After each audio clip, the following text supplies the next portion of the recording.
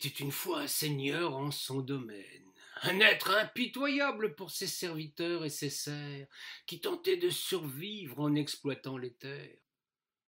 L'homme ne se souciait guère des récoltes, et chevauchait, indifférent et hautain, foulant aux pieds de son cheval le blé qui lève, couchant la luzerne, ou bien piétinant les graines qui germent. Il en avait été ainsi de tout temps.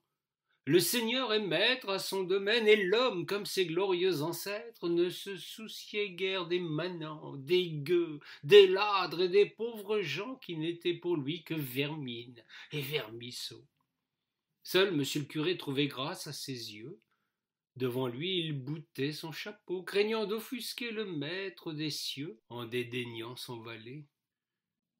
Il fut dans ce temps un appel à la croisade, une belle aventure en terre infidèle, une jolie excursion, un peu de sel dans l'existence, quelques joyeux massacres et de belles rencontres, une épopée céleste pour conquérir la vie éternelle. Il n'y avait rien de tel pour contenter cet important et vaniteux personnage.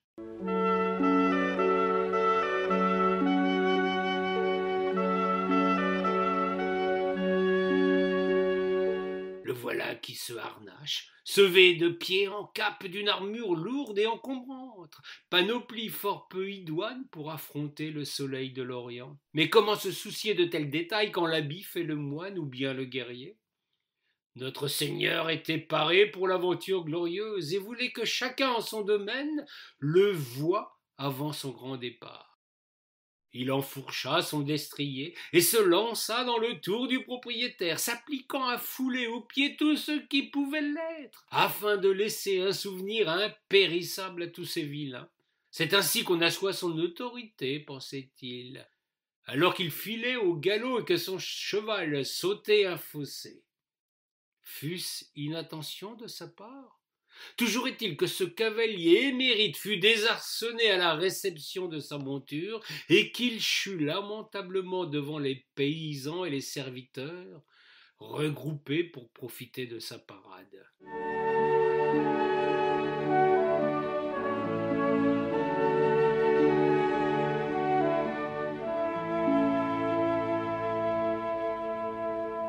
L'homme geignait. Il était tombé lourdement, engoncé dans son armure. Incapable de se relever, il gesticulait à l'identique de ces vermisseaux dont il aimait souvent à se gausser. Il appelait à l'aide, et, semble-t-il, personne parmi ses sujets n'entendait ses plaintes. Son domaine longeait le chemin de Saint-Jacques. Des pèlerins passaient par là, la démarche lente de ceux qui ont la sagesse accrochée à leurs sandales. L'un d'eux s'approcha de l'homme à terre. Il avait vu au loin toute la scène et comprit ce qu'il avait à faire. Le sage lui souffla un conseil des plus pertinents. « Grand Seigneur, maintenant que vous voilà à terre, pensez donc à prier comme il convient à notre Seigneur des cieux. Seul lui, dans sa grande mansuétude, est capable de vous venir en aide. »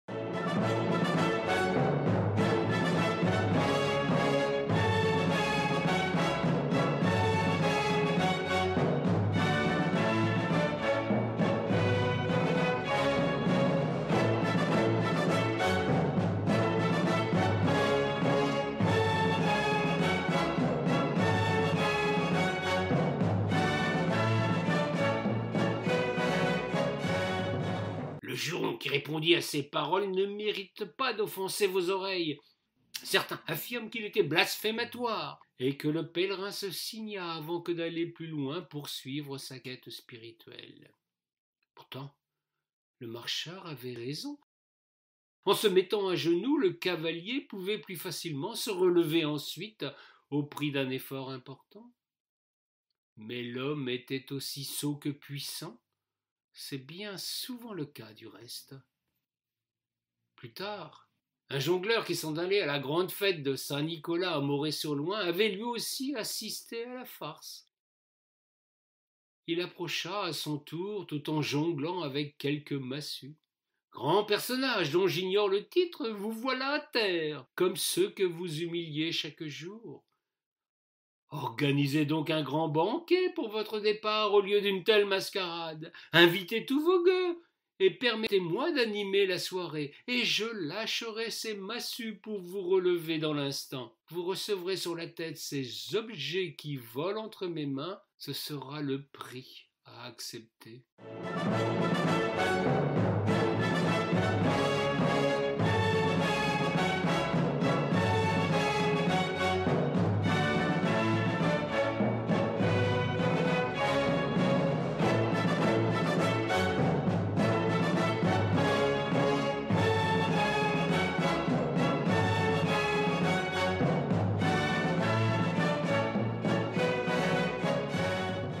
Je préfère taire la réponse de l'homme à terre.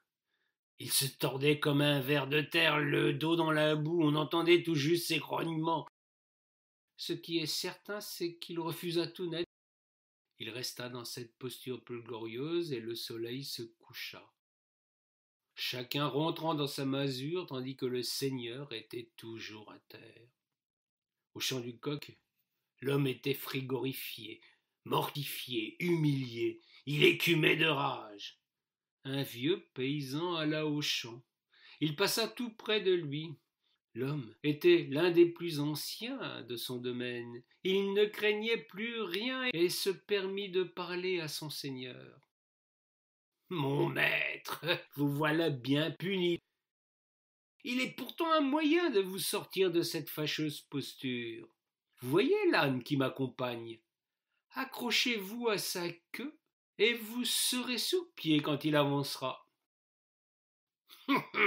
L'insulte était insupportable. Le seigneur promit le fouet, la corde et l'enfer à ce maudit cutéreux.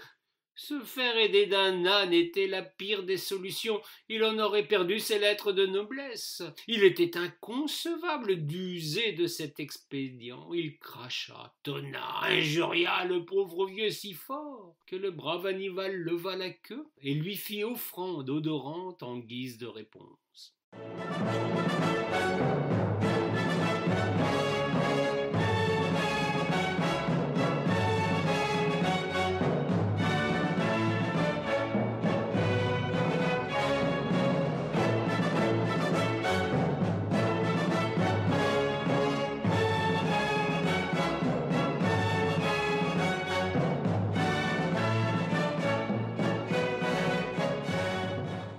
La journée passa ainsi sans que nul daigne lever le petit doigt pour ce personnage exécré de tous.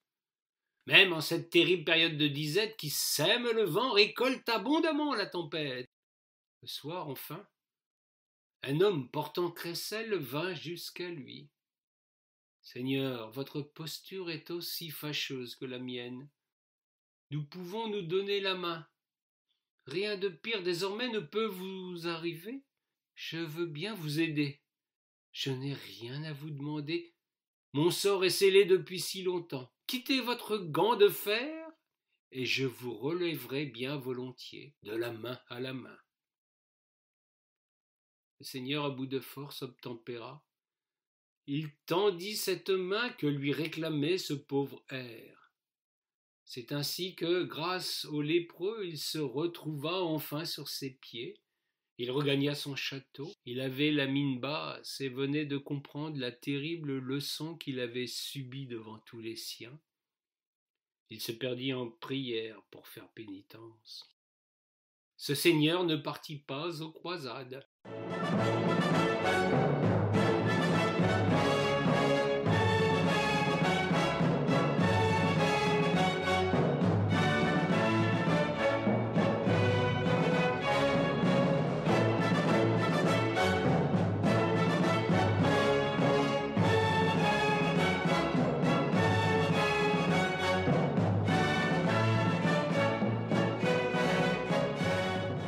Il avait reçu plus que l'aide de ce pauvre lépreux.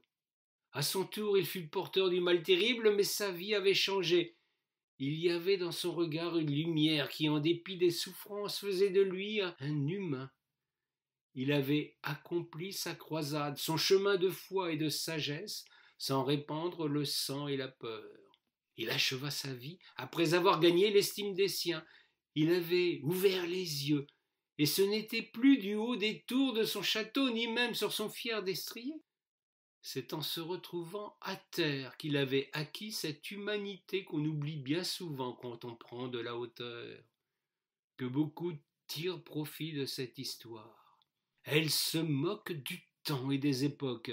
Ce n'est ni avec un glaive ni une kalachnikov que l'on peut évoquer le nom de Dieu.